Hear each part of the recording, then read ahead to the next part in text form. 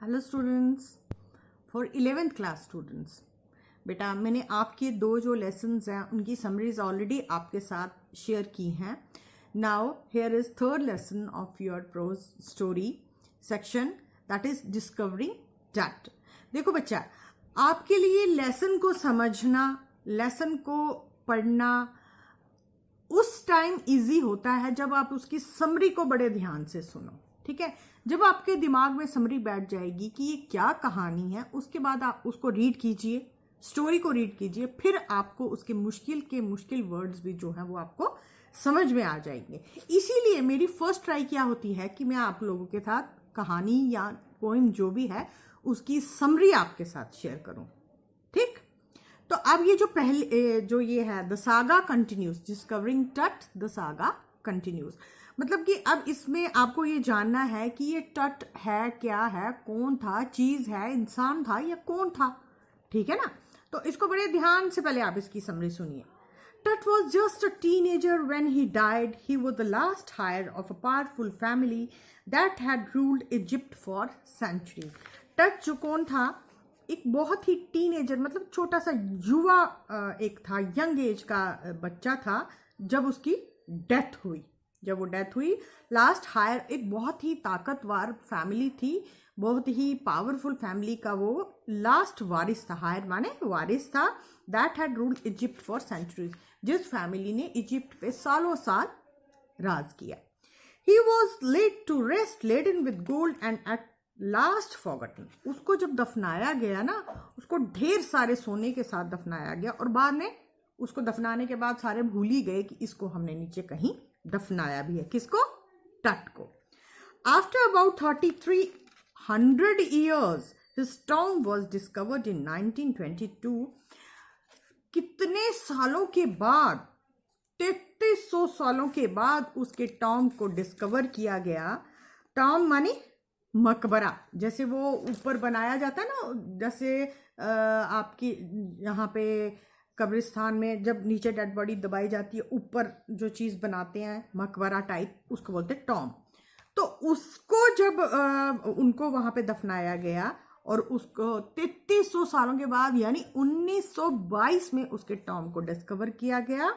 Since then the modern world has been speculating about what happened to him. It is also thought that he could have been murdered. It is now more than 80 years when his body was taken out of the tomb. मतलब उस दिन से लेकर जो modern technology है आज के समय में, बस यही सोच, मतलब साइंटिस्ट वैज्ञानिक इसी खोज में लगे थे कि ये कैसे हुआ, कहीं इसका मर्डर तो नहीं हो गया, या क्योंकि 80 साल से ज्यादा हो गए थे जब उसकी बॉडी को टॉम्ब से बाहर, मकबरे से बाहर निकाला गया। फिर उसको एक सिटी स्कैन, उसके जो नीचे अब तो कुछ भी नहीं रहा होगा, लेकिन जो भी बचा खुचा अवशेष थे उनको सिटी स्कैन किया गया। New clues about his life and death have been found. फिर कुछ नए सबूत और कुछ नए राज उसकी लाइफ के बारे में पता चले। A strong dusty wind was blowing when King Tut was taken out from his ancient resting place known as the Valley of Kings। मतलब कि एक बहुत तेज आंधी चल रही थी जब उसकी बॉडी को उसके नीचे जो जहां वो मकबरा टाइप था, जहां से उसको वहां निकाला गया, जिस जगह का नाम था valley of Kings. It is a place near Laksar in southern Egypt. ये जगह सदर्न इजिप्ट के पास एक है, लक्सर के पास। वहां से इसका जो वो थी जिसे आप डमी या रिमेन्स, डमी तो बची नहीं होगी, मम्मी सॉरी, क्योंकि उसमें तो अब मम्मी भी नहीं बची होगी, बिकॉज 80 साल के बाद आप सोचो जमीन के नीचे से कुछ अगर किसी को दफनाया जाए, सिर्फ मिट्टी ही मिट्टी, या वो सोना निकला होगा जिसके साथ उसको दफनाया गया था, बिकॉज वो एक बहुत ही रिच फैमिली का वारिस था, इसलिए उसको सोने, और बड़ी यंग एज में उसकी डेथ हो गई थी। उसके बाद क्या हुआ कि क्योंकि उसको वहां इसलिए दफनाया गया था कि बहुत सारे जो इजिप्ट में जो राजा, रूलर्स मींस जो राजा टाइप्स होते थे, उनको वहां पे दफनाया जाता था। ठीक है, जो कि 3300 साल पहले जिनकी डेथ हुई थी, उन सबको वहीं पे दफनाया जाता था। ऑल दैट आफ्टरनून, ये कब की बात है? 5 जनवरी 2005, before the mummy was brought for CT scan, tourist were around the world had come to see the tomb. मतलब ये जनवरी 2005 की बात है, 5 जनवरी 2005 की, जब वो उसकी मम्मी को सिटी स्कैन के लिए निकाला गया और बहुत सारे टूरिस्ट दूर दूर से, देश विदेशों से उस चीज़ को देखने के लिए वहाँ इकट्ठा होने लगे, उस टॉम को देखने के लिए। ये टॉम जो था, it was about 26 feet under तक, बहुत दूर तक वो खोदा गया था, 26 फुट नीचे तक।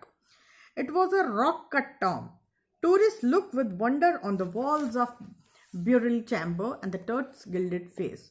मतलब कि जो टूरिस्ट थे वो नीचे तक जा रहे थे देखने के लिए कि किस तरह वो सोने के साथ दबाया गया। ये तो बहुत हैरान कर देने वाली बात थी। The most striking thing was the outer lid of the coffin that was shaped like the mummy itself. सबसे हैरान कर देने वाली बात थी वो जो कॉफिन मीन्स वो डब्बा जिसमें उसकी बॉडी को बंद करके नीचे दफनाया गया था, वो बिल्कुल उस जिस तरह की उसकी बॉडी थी ना, उसी शेप, मम्मी की शेप का वो कॉफिन था। Some visitors read from the guidebooks in a whisper, others stood silently, perhaps they were wondering about Tut's untimely death.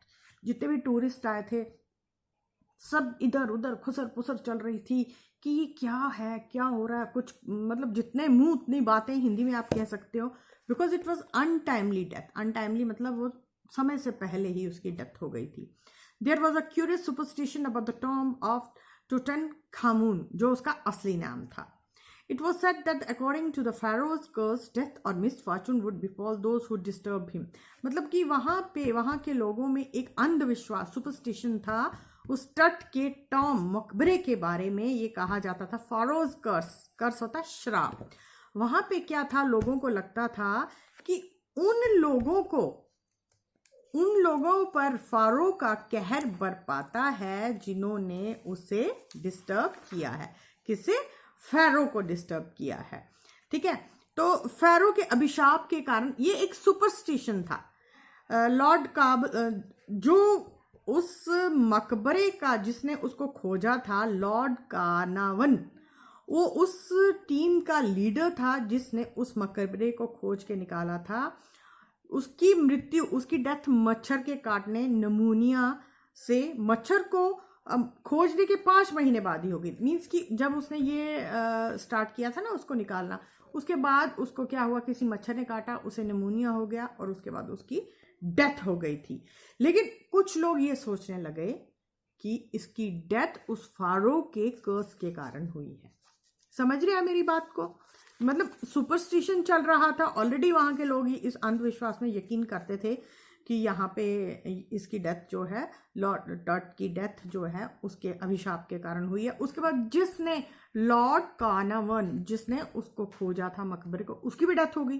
तो ऐसे ही उसे बुखार वगैरह चढ़ गया होगा उसको, क्योंकि वो दूर नीचे 26 फीट नीचे, इतनी दूर मिट्टी में, और इतनी पुरानी चीज को उसने खोज निकाला था। It was British archaeologist Howard Carter who had discovered Tut's tomb in 1922. The contents of the tomb were surprisingly untouched, though all other tombs in the Valley of Kings had been robbed in antiquity. The things that were found caused a sensation at the time of the discovery. They are now considered the richest royal collection ever found. They include wonderful art pieces worked in gold. Tut was worried with everyday things that he could need in the ultralight. There were board games, bronze razor, linen undergarments, cases of food and wine. एक पुराना, बहुत ही पुराना ज्ञानी, यानी जो पुरानी चीज़ों को खोजते थे, पुरातत्व ज्ञानी मीन्स कि जो पुरानी चीज़ों को ढूंढते हैं, आर्कियोलॉजिस्ट, जिसका नाम था हावर्ड कार्टर। उसने 1922 में टट के मकबरे की खोज की थी और उसके अंदर कुछ हैरान कर देने वाली चीजें मिली थी जिनको किसी ने टच भी नहीं किया था।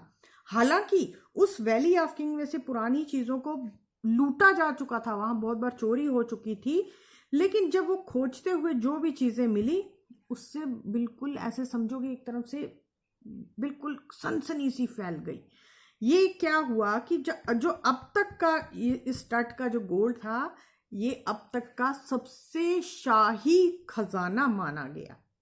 ठीक, और उसमें बहुत अच्छी अच्छी जो कलाकृतियां भी थी जिसपे सोने का काम हुआ था। तट को रोजमर्रा, मतलब जो तट को जब दफन किया गया था उसके बाद उसके डेली यूज करने वाली चीजें, जैसे जो हमें डेली यूज़ चाहिए, जो उसको चाहिए होती थी, लाइक जैसे शतरंज, पीतल का बना हुआ एक रेजर, और सन होता है एक रस्सी टाइप, उसके बने हुए छोटे छोटे कपड़े, भोजन और शराब के डिब्बे भी उसके साथ नीचे दफन किए गए थे, जो कि खोज के दौरान ये सब चीज़ें मिली। जब कार्टर को वो चीज़ें बनाने में महीनों लग गए जो उसे मकबरे के नीचे से मिली थी, फिर उसने तीनों वो जो ताबूत थे ना, जो वो कॉफिन थे, उनकी उसने इंक्वायरी करना शुरू की, जो एक एक करके डाले गए थे। जब उसने पहला कॉफिन खोला, when you open the first one, उसमें एक ऐसा कॉफिन मिला जिसमें बैंत, जैतून के पत्ते, कमल के फूल, मक्खी के फूल, अजवाइन की मालाओं से, ये सब चीज़ों से उस कॉफिन को सजाया गया था, जिससे ये पता चलता है, उन चीज़ों को देखने से ये पता चलता था कि इसे शायद मार्च या अप्रैल के महीने में दफनाया गया होगा। जब कार्टर उस कॉफिन तक पहुंचा जिसमें वो डेड बॉडी रखी थी, तो थोड़ा सा वो ऐसे उसको थोड़ा सा प्रॉब्लम हो गया। क्या? वो जो चिकने चीजें थी जिन्हें इस काम में प्रयुक्त किया गया था, वो सारी बहुत, जिन्हें यूज किया गया था, बहुत ज्यादा टाइट हो गई थी। उन्होंने तट को उसके ठोस सोने से बने ताबूत के तल में, मतलब वो चीजें जो है, वो नीचे वाला हिस्सा था जो कॉफिन का, उसमें उसको चिपका दिया गया था। कार्टर ने उन चीजों को, ऑयली जो चीजें थी, सूरज की रोशनी में, सनलाइट में रख के उसको मेल्ट करने का कोशिश किया। काफी देर तक डेड बॉडी को उसने धूप में रखा, लेकिन फिर भी उससे कोई फर्क नहीं पड़ा, और एंड में उस डेड बॉडी को उस कॉफिन से उठाने के लिए उसे एक छीनी, मतलब एक लोहे का वेपन सा होता है, उसको चिजल, उसको यूज करना पड़ा उस डेड बॉडी को अलग करने के लिए। ठीक। Zahi Abbas, the Secretary General of Egypt Supreme Council of Antiquities, blamed Carter for damaging the mummy. Last में उसको इस चीज के लिए, जो सेक्रेटरी जनरल था सुप्रीम कोर्ट का तब का, उसने कार्टर को क्या ब्लेम किया कि तुमने इस मम्मी को डैमेज किया है। But Carter really had little choice, उसके पास और कोई ऑप्शन नहीं था। He couldn't leave the mummy here. Thieves could have fooled the guards and stolen the gold. मतलब अब उसके पास कोई ऑप्शन नहीं था, क्योंकि उसने उस मम्मी को बाहर निकाल दिया था सोने के साथ और इतनी सारी चीज़ों के साथ। उसे ये डर था कि मैं अगर ऐसे ही छोड़ के चला जाऊंगा तो चोर, जैसे उन्होंने बाकी चीज़ों को लूट लिया, इन्हें भी लूट लेंगे। तो बेटा ये थोड़ी सी बहुत लेंथी कहानी है, लंबी कहानी, इसे हम 2 पार्ट्स में करेंगे, तो आपको थोड़ा सा मुश्किल आएगा इसे समझने में, बट आप बड़े आराम से सुनिए, इसको बार बार समझिए, कुछ मुश्किल नहीं है। थोड़ा सा इसको मैं शॉर्ट में जितना भी आपको बोला है मैं बता देती हूँ कि टट है एक यंग एज का युवा राजकुमार टाइप था, जिसकी बड़ी यंग एज में डेथ हो गई थी। उसको बड़ी सारे सामान के साथ नीचे ज़मीन के अंदर गाड़ा गया था, गोल्ड, डेली यूज़ की चीज़ें, सब कुछ जो चीज़ें वो यूज़ करता था। तो फिर एक बार क्या हुआ कि जो हमारे मॉडर्न आर्कियोलॉजिस्ट हैं, जिन्हें नीचे ज़मीन में खुदाई करने का उन्होंने शौक होता है ना, उसे ये लगा कि इतनी यंग एज में ये चला क्यों गया, तो उसने फिर वो चीज़ें, मतलब उसकी body, mummy, dead body, mummy means कि आफ्टर सो मैनी ईयर्स, 80 कितने सालों के बाद उसको जब बाहर निकाला, तो फिर वो सोने के साथ, सोना वैसा का वैसा था, तो उसको ये डाउट था कि इसकी शायद किसी ने इसकी हत्या ना कर दी हो। ठीक है, तो इस तरह कुछ यहाँ पे पॉइंट्स है, वो आपको याद रखने, वो आपको मैं नेक्स्ट वीडियो में आपके साथ शेयर करूँगा।